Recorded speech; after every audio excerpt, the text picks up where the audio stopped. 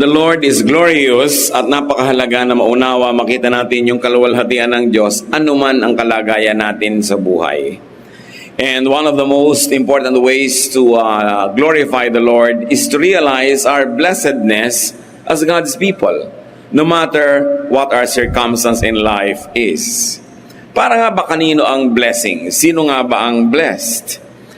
How do you read the teachings of the Lord Jesus on blessedness, lalong-lalo sa tinatawag na Beatitudes sa Matthew chapter 5? Dahil kung minsan, parang mahirap maunawaan yung blessedness kung binabasa natin yon. At yun ang atin ngayong pagbubulay-bulayan para ang glory of the Lord will not only be revealed in the heavens and on the earth, but very especially inside our hearts where it really matters. Ang pag-aaral natin, pinamagatan, Blessings Reserved. Paano ba nakareserba? Para kanino nakareserba ang pagpapala ng Panginoon? Salamat, Ama, dahil pwede kami magtipon-tipon at paghati-hatian ng iyong kaluwalhatian, hindi na uubos kahit lahat kami ay humingi at magbaon pa. Your glory is so wonderful, O God, that you never run out of it. That the more your people partake of it, the more it becomes abundant. Salamat sapagkat hindi na uubos ang inyong pagpapala para sa inyong mga anak. Ang dalangin namin ngayon, Panginoon, buksan niyo pong aming mata para makita namin kung anong ibig sabihin ng pagpala at kung paano ito nangyayari sa aming buhay na madalas hindi namin napapansin. Patawarin niyo po kami sa aming mga kasalanan para walang maging hadlang sa paglapit namin sa inyo. Linisin niyo po kami, Panginoon, ng dugo ni Jesus.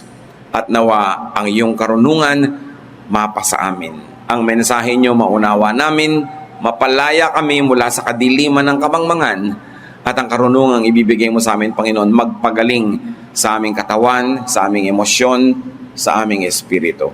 So be our speaker, walk among your people, bless us as each has need. Kayo ang kumatagpo sa pangangailangan ng bawat isa. Every unique need, O God, can be met by your glory. We submit ourselves to you. We lift up our hearts like empty cups. Fill us with your glory. In the name of Jesus Christ, we ask you, Father, to be the speaker.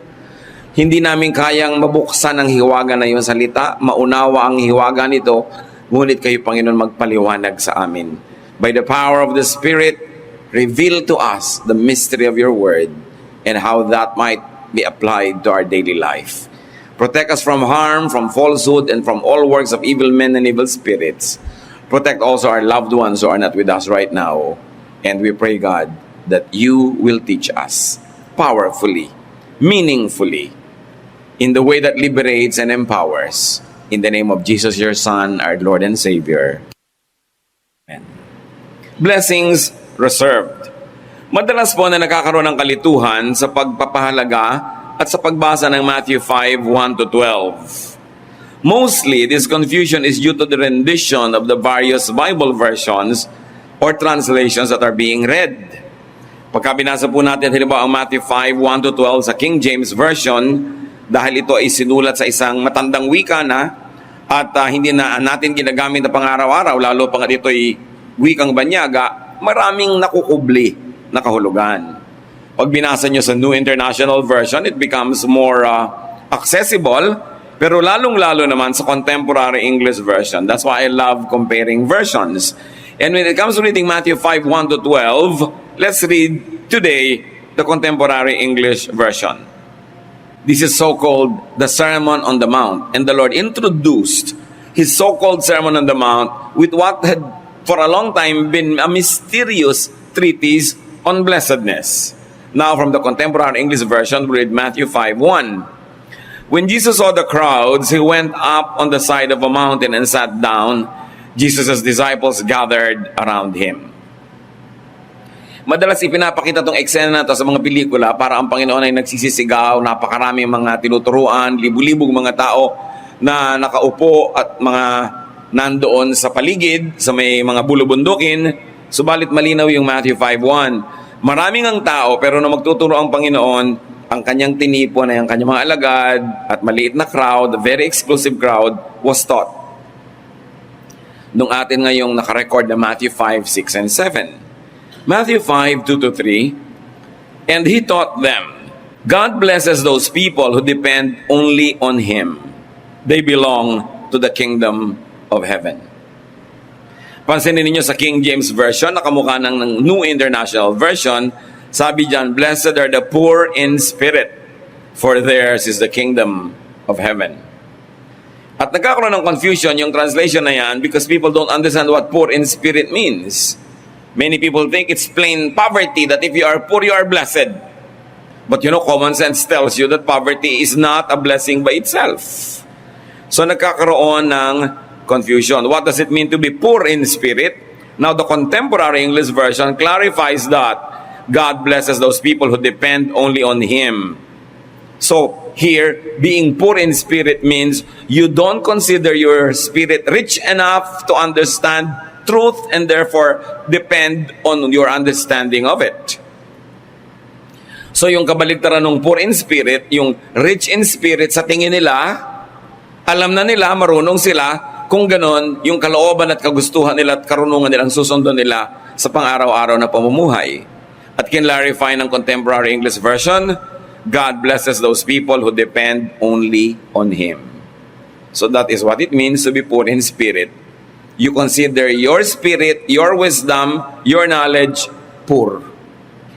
And you consider God's kingdom, God's wisdom, God's knowledge rich, and you depend on that, not on yours. So yun daw yung blessedness. Araw-araw, halos tayo natutuksong kumilos labag sa kalooban ng Diyos, pero kasi yun ang sinasabi ng ating common sense. Yun ang sinasabi ng ating urgent need. Yun ang sinasabi ng ating vested interest. Here, kita agad natin, blessedness is not listening to your version of what is true and what is effective and what is good, but on what the Bible or the Word of God says. So, kahit pa wala kang pera, kahit may sakit ka, kahit wala kang lover, kahit ka malungkot, yung sumusunod ka sa wisdom ng God in living your life instead of relying on your own worldly wisdom, you are blessed. Yun lang is a state of blessedness already. Para masabi natin, oo nga, wala nga akong love life, pero kasi naman yung naliligaw sa akin, may asawa na. So, di bali na, ang susundin ko yung wisdom ng Diyos, hindi yung kagustuhan ko, hindi yung iniisip kong tama at mabuti para sa akin o sa nararamdaman ko. Therefore, you are blessed kahit ka walang kasama. Dapat ating maintindihan na yung blessedness is not always being cheerful or happy or bountiful with material blessings. Yung sumusunod ka sa kalooban ng Diyos, saan ka man din nala ng pagsunod mo. Kahit sa kalungkutan, kahit sa hirap, kahit kumisan sa kasakitan, blessed ka. And that's what the Lord said. Kaya maraming mga people who are blessed. Kahit sa Catholic saints, yung mga listahan ng mga santo, may makikita kang blessed ganito, tapos yung rebulto niya may nakataga sa kanyang ulo. Nakakita na ba kayo nung poon na may nakataga na itak sa kanyang ulo na ganun? So, blessedness ba yan? Pero kasi ang tingin nila doon, well, kaya siya na-persecute, kaya nagkaganyan, sumusunod siya sa kalooban ng Diyos. That is blessedness. Huwag nating iayon sa ibig sabihin ng Hollywood, yung good life sa blessedness. Para kasi ma-appreciate natin na ang dami-dami nating forms of blessedness that we should be thankful for. So blessedness is only on Him, meaning the Lord. Only on His way. Only in His time and timing. This is what it means to be poor in spirit. You don't rely on your own spirit, but you rely on the Holy Spirit and the Spirit of God. Those who consider themselves nothing compared with God are poor in spirit, therefore they are blessed. Kasi hindi sila nagiging mayabang, hindi sila nagiging self-sufficient apart from God, they don't become independent of God, they become in fact dependent on God, therefore they are blessed.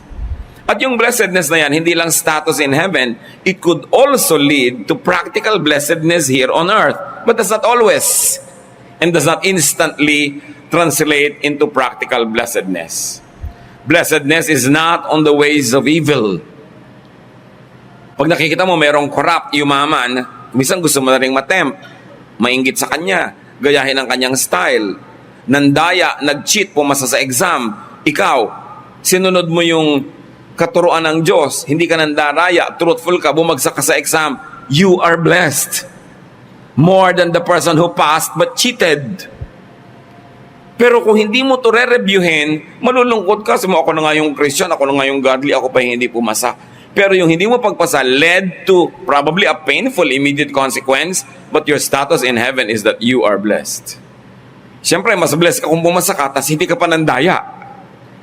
Pero kung hindi nangyari yon, dahil sa paggawa mo ng mabuti, tindera ka sa palengke, lahat ng mga kapwa mo tindera, iniiksi na ng kung ano-anong mga gamot yung mga karne nila na double dead. Tapos dumadami ang pera nila. Sabi mo, blessed sila, ako hindi. Ikaw honest, blessed ka kahit marami silang uwing pera. That is what it means to be blessed.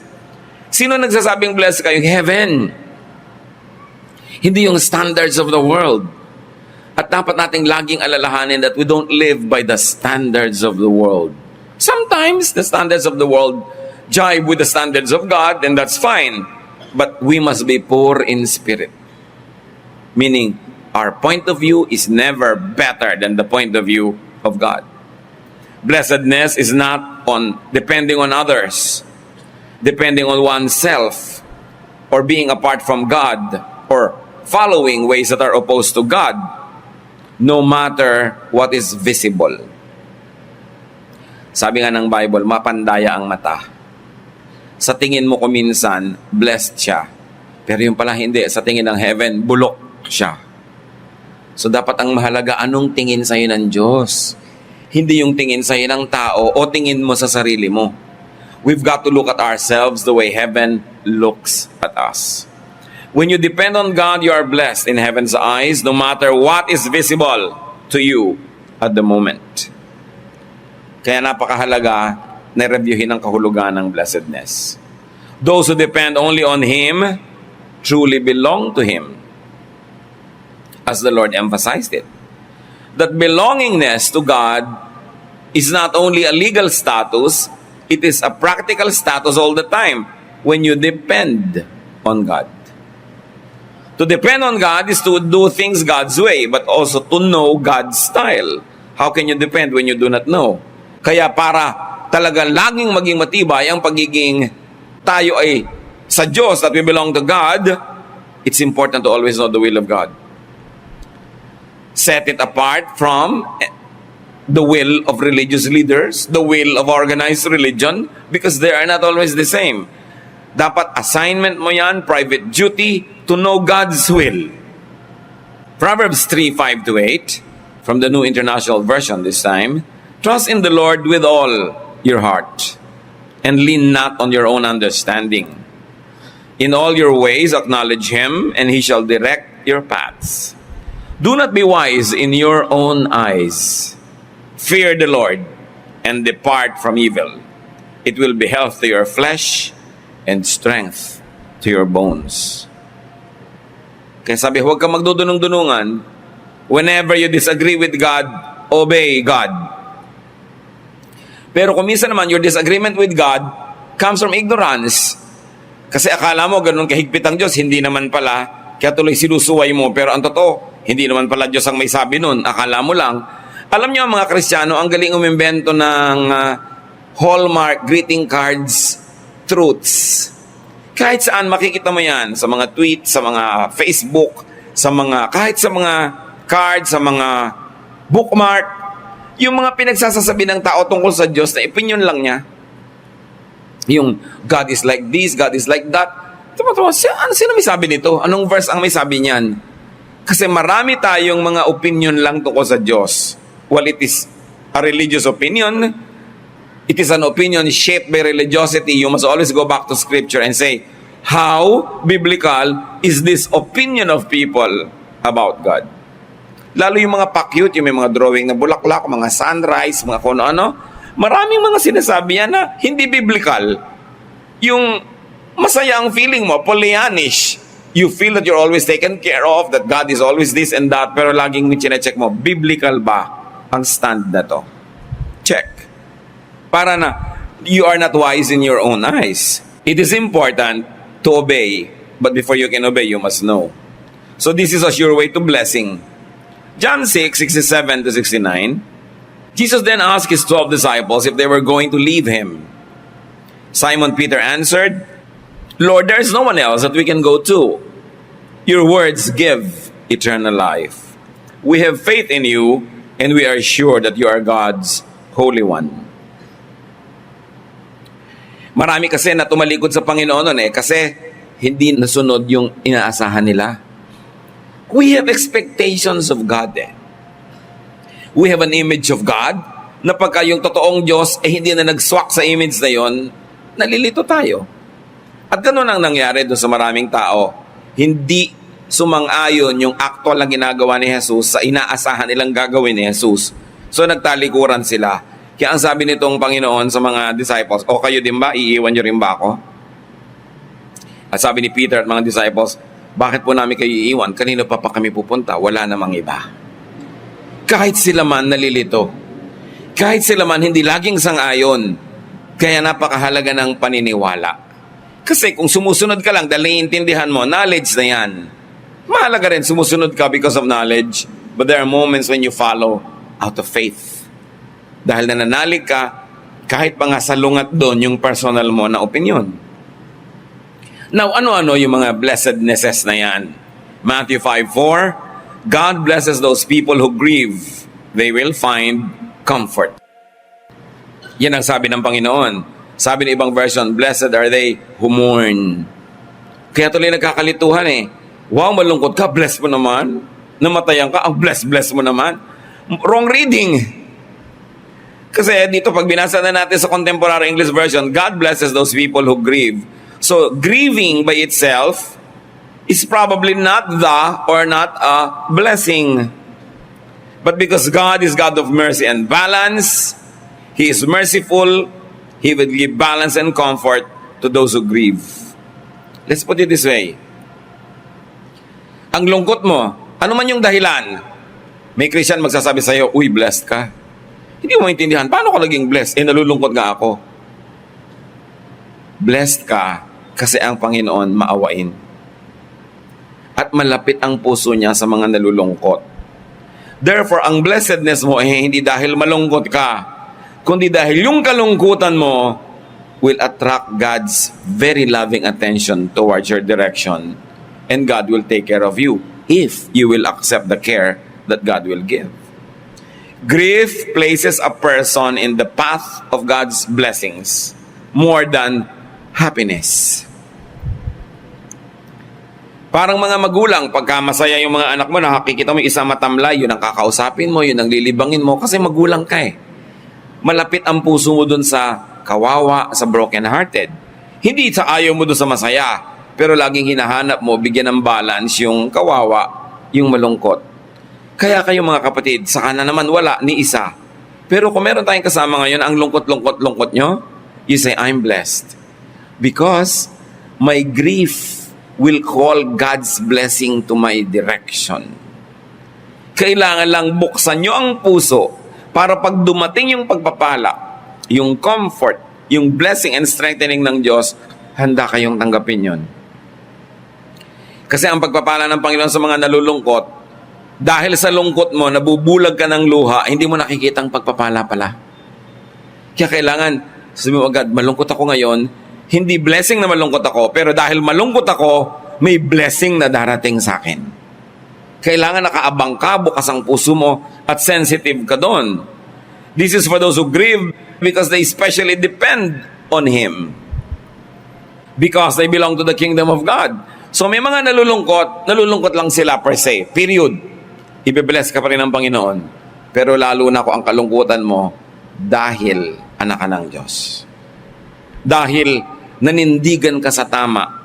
Dahil hindi ka nakukuha ng iba na sumusuway sa kalooban ng Diyos, may blessing nakakambal yung kalungkutan na yan.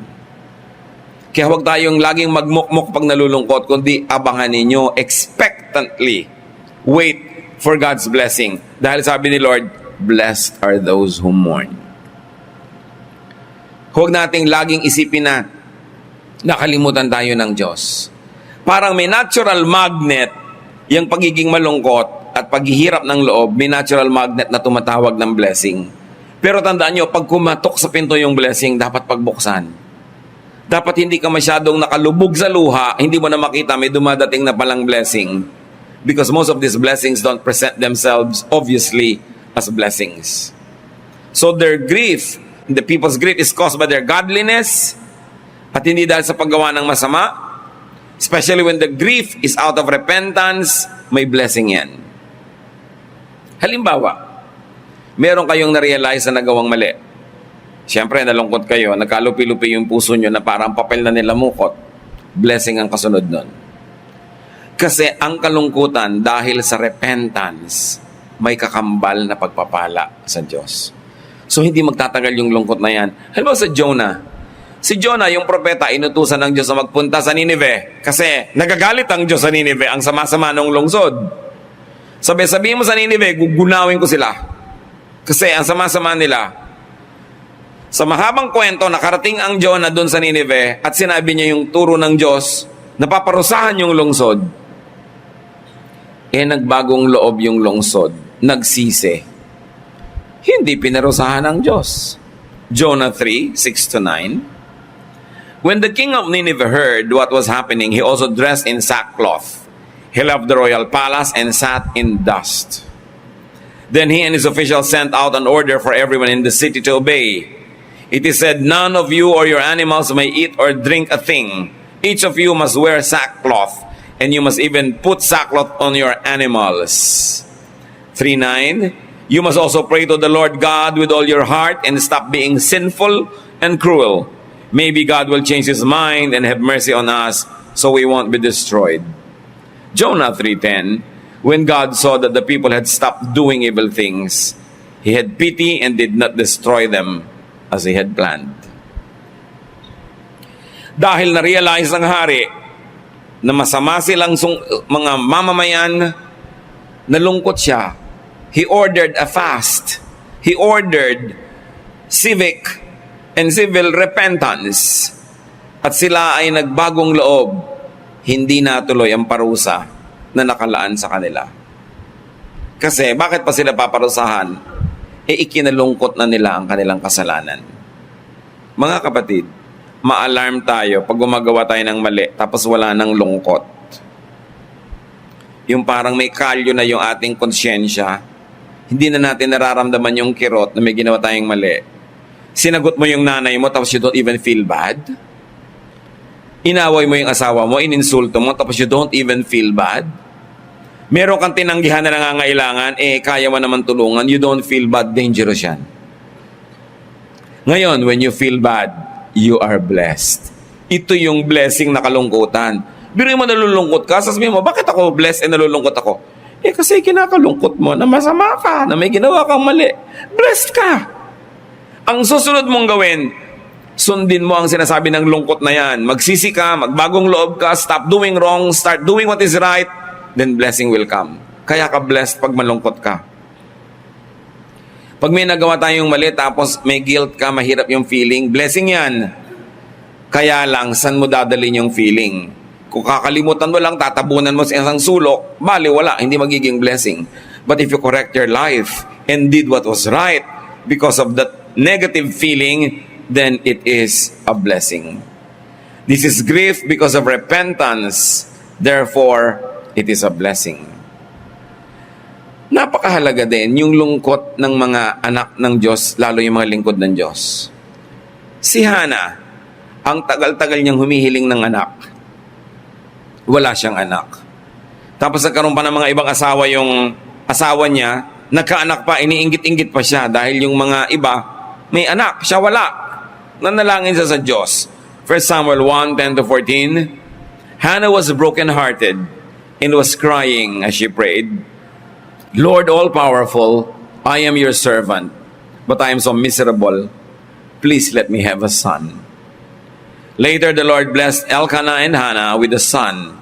She named him Samuel because she had asked the Lord for him. One of the greatest prophets of Israel, Samuel, nakuha sa pananalangin ng isang malungkot na lingkod ng Diyos. Maraming tao malungkot, pero yung mga malungkot na lingkod ng Diyos, malapit yan sa blessing ng Diyos. Wala siyang ginawa kundi manalangin, wala siyang ginawa kundi maglingkod sa Panginoon, dininig ang kanyang kalungkutan at binigyan siya ng anak. Kapag kayo mga kapatid, masunurin sa Panginoon, maka-Diyos at mapaglingkod, tapos may lungkot kayo, daan ninyo sa dalangin. Ilapin niyo sa Panginoon dahil alam niya yan. At pagkatapos, mag-abang kayo ng sagot ng Diyos. Dahil ang Diyos ay dumidinig ng dalangin, lalo ng mga matuwid, lalo ng kanyang mga lingkod.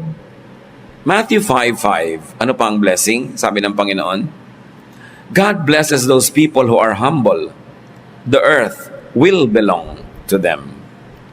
For those who are humble because they depend only on Him, because they belong to the kingdom of God, blessings will follow. James 5:5-6, God opposes everyone who is proud, but He is kind to everyone who is humble.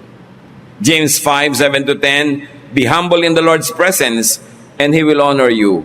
Kung may nakipagpayabangan sa iyo, ang ingay-ingay niya, mukha siyang manalo, ikaw yung humble, ikaw yung blessed. Kahit siya yung maingay, at kahit siya yung pinalakpakan ng maraming tao, ikaw yung blessed. Dahil ikaw yung humble. Humility is a blessing in itself. Kahit hindi ka papremyohan ng langit, pag humble ka, wala kang kaaway o nababawasan ang kaaway mo. Tumatahimik ang iyong buhay. Kung hindi ka mayabang, wala kang matataas na standard na kailangan mong laging ma-meet na nagbibigay sa'yo ng sobrang stress. Therefore, you are more peaceful. Your life is more at ease. Humility is a blessing by itself. Ang hirap nung nagyayabang kasi i-maintain mo yung kayabangan mo. Kahit hindi ka paparusahan ng langit, yun lang nagme-maintain ka dahil ang yabang-yabang mo, ang taas mo magsalita, mahirap yun na dalhin. Yun lang ay parusa na. So mabuti yung humble because you are blessed. Matthew 5:6, God blesses those people who want to obey Him more than to eat or drink. They will be given what they want. What is the blessing here? Seek first His kingdom and His righteousness, sabi, and all of this will be added to you. Pinagpapala daw ng Diyos ng mga taong inuuna ang pagsunod sa Diyos, hindi yung pagsunod sa uhaw o gutom. In other words, inuuna nila ang kagustuhan ng Diyos kaya yung kagustuhan ng katawan nila. Hindi naman tayo laging pinapapili ng Diyos. Ako yung gusto mo. Hindi ganon. Maraming gusto natin ibinibigay talaga ng Diyos. Pero dapat alam ng mga anak ng Diyos kung may mga panahon na kailangan tayong pumiling unahin ang kalooban ng Diyos dahil kontra yon sa ating personal na kagustuhan, pinagpapala daw yung inuuna ang pagsunod sa Diyos. Kasi pag inalagaan mo na yung sarili mo, hindi ka naaalagaan ng Diyos. Lalo't ang pag-aalaga mo kontra sa kagustuhan niya para sa'yo. Pero kung ikaw ay sumusunod na, syempre ngayon inilalagay mo ang sarili mo under God's care. Nagiging sakop ka ng Diyos pag sumusunod ka sa Kanya. At ang Diyos ay napakabuting Panginoon, napakabuting niyang Master, inaalagaan niya ang Kanyang mga sakop. Pero sa pag-aalaga mo sa sarili mo, you get out of God's shadow, you get out of God's care because you want to take care of yourself, edi ikaw na ang nag-declare ng independence from God. What blessing will you expect? Seek first His kingdom and His righteousness. Dapat ating inuuna yung kalooban ng Panginoon kasi yung gusto ng ating katawan, yung gusto ng ating mga hilig. Matthew 5:7, God blesses those people who are merciful. They will be treated with mercy. May verb siya eh.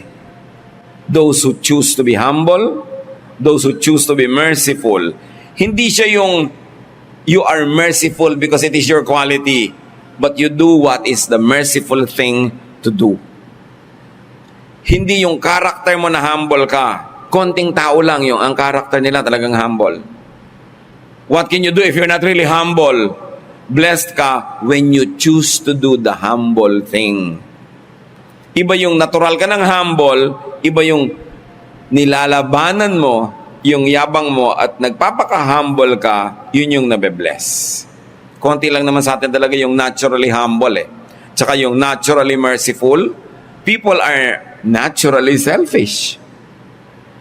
Pero pagka dinedeny mo yung sarili mo, hindi ako magiging selfish, I'll be merciful, magiging maawain ako, yun ang may blessing. Yung may conscious effort ka to be merciful because you know that naturally you are not merciful. Kaya patuloy na paglaban sa likas na hindi mabuti para gawin ko ano yung mabuti. Matthew 5:8, God blesses those people whose hearts are pure. They will see Him. Now, purity here doesn't mean sinlessness dahil pagka ganun, di wala nang pure.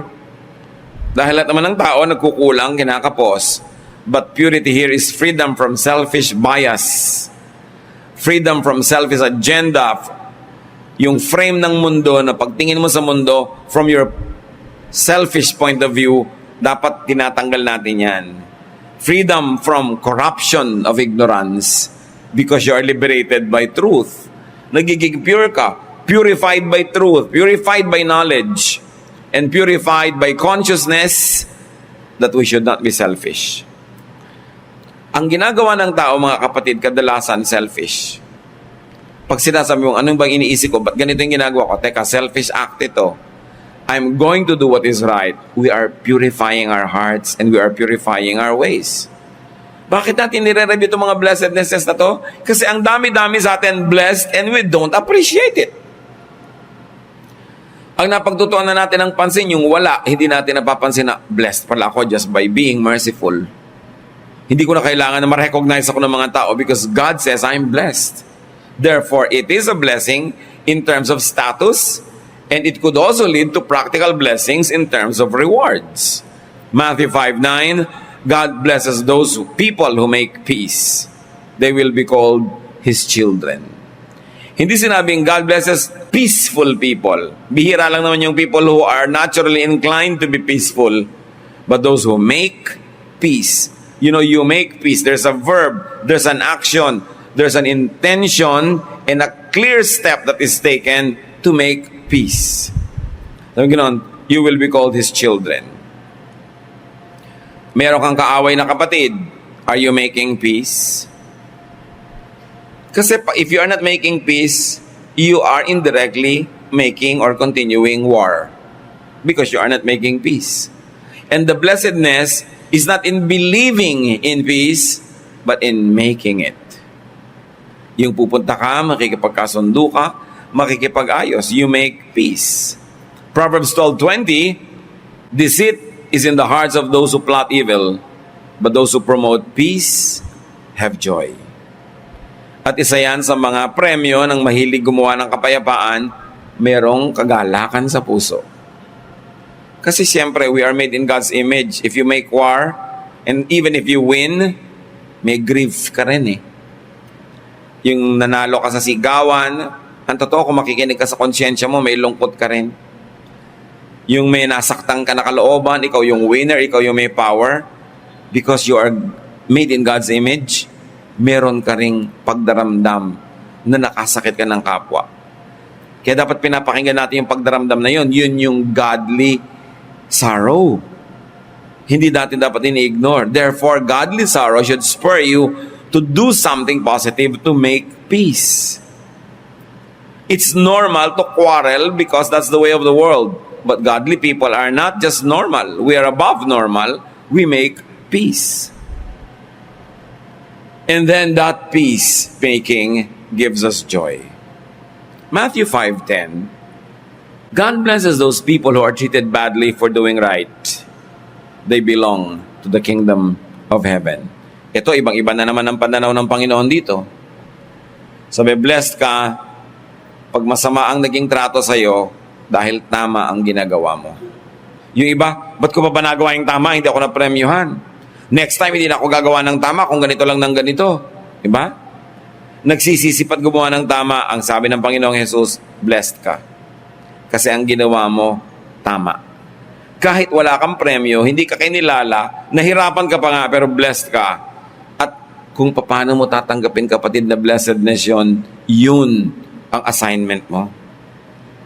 Kung paano ka lalapit sa Panginoon at ipaunawa sa iyo ng Espiritu ng Diyos na yes, blessedness yan. Kahit ang naging bunga sa iyo, discomfort. Sometimes dishonor. Sometimes poverty.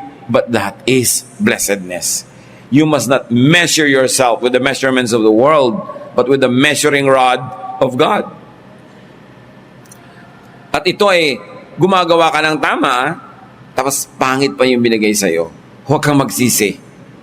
Kasi natuwa ang Diyos at sinasabi ng Diyos, blessed ka. Hindi man maging maaga at mabilis ang gantimpala sa iyo, blessed ka. Take it at may patago ka sa Diyos.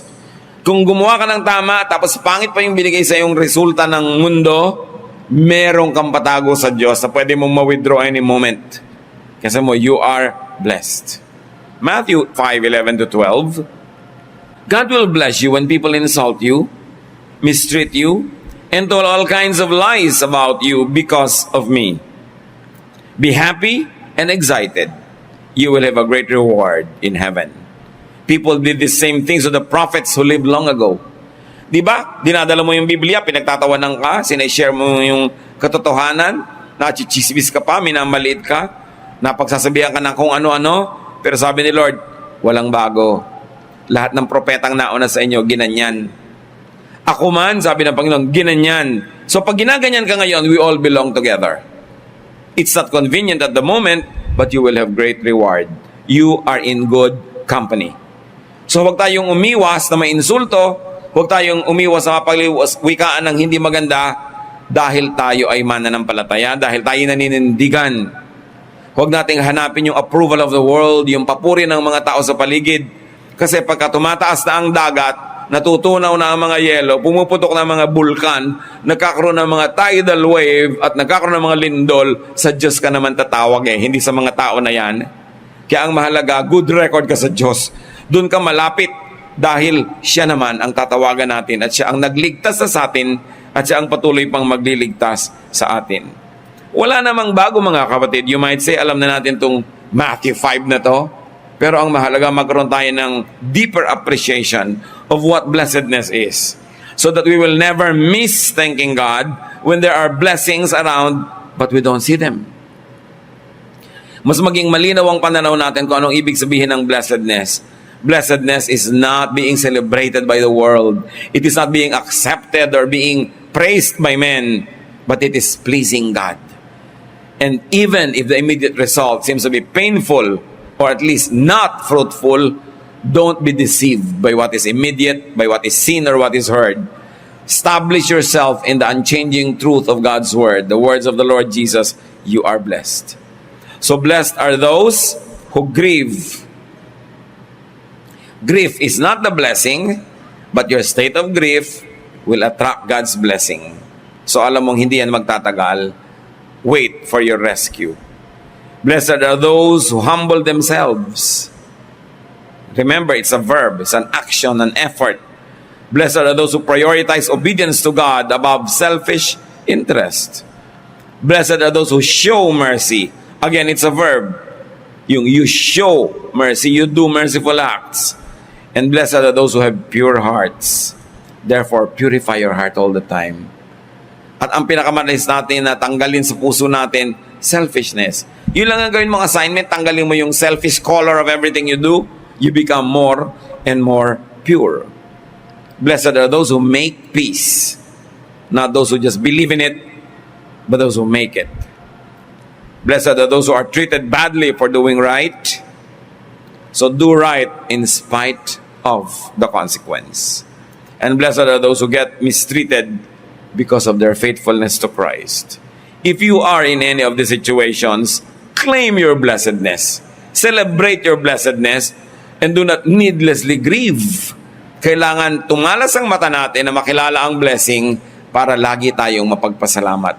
Ama namin, ituro mo sa amin kung alin man sa amin ngayon, Panginoon, ay may ganitong kalagayan sa mga pinag-usapan, sa mga itunuro ng Panginoong Jesus na blessedness. Kumisan pag hindi namin nire-review, madali naming malimutan na blessedness pala ito. Nadadala kami ng mga pamamaraan ng sanlibutan, pati aming pananaw, ang aming point of view, ay nagiging earthly and worldly. Teach us, O Lord, to always sharpen our spirits so that we will see blessings when they come. Magbulay-bulay tayo mga kapatid. Pasalamatan natin ang Panginoon sa mga blessing na ito. Kung sakali mang na-neglect nating makitang blessing pala yun, at tiyakin din natin magiging blessing tayo in the same way to people. Lord, sa pananalangin namin ng tahimik, makipag-ulayaw kayo sa amin. Turuan niyo pa kami ng mga practical lessons so that we will be appreciative and sensitive to the blessings that you give us. Kung may mga kapatid kami ngayon, Panginoon, na hindi nakikita yung blessing na yon, buksan yung mga mata namin at ang maipagpasalamat namin ang aming blessed state, at least in your point of view. Let's be alone with God in silent prayer.